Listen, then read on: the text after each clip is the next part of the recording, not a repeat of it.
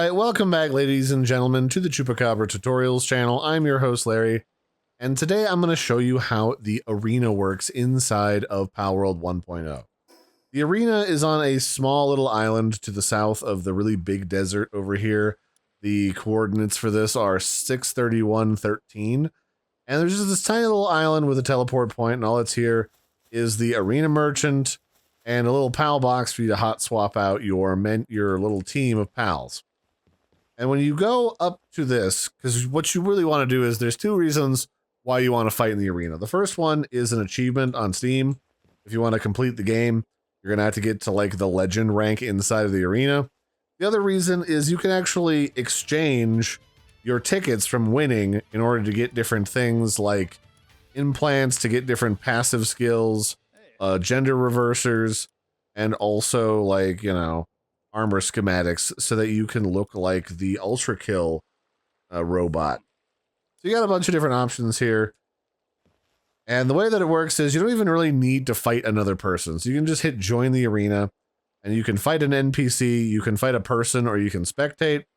And if you want a challenge, you can just take on whatever challenge you feel is the best. If you don't want to fight a master level, you know, character, if you just want to fight like a gold character, you can. And you can just sign up for that kind of a battle. And then it'll pair you up with a random NPC that they've got set up in the system so that you can fight them.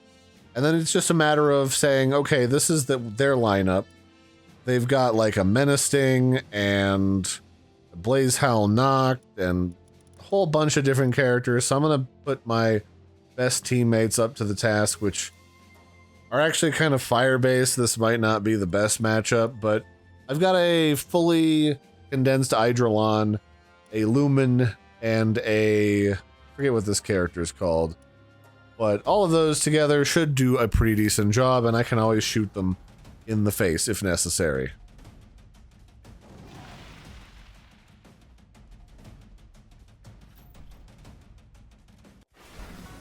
So here they'll all face off against each other.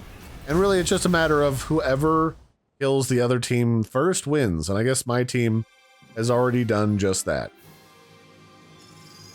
And then you level up slowly by simply repeating the process and ranking up your experience over and over and over again until you reach the maximum rank. It's just a matter of leveling up, just like when you go out into the world and level up your pals. And this is something that you can just repeat over and over and over again until you feel like you've reached a proper challenge and you want to just stay at that specific point until you reach the maximum rank. So same sort of thing. I got to try to counter this team with my team. So I'm going to put together the only ones I really have, because these two Menacings are really only there so that I can farm electric type pals a little bit better.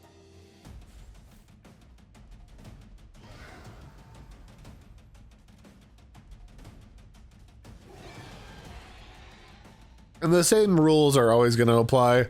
First to clobber the enemy team wins.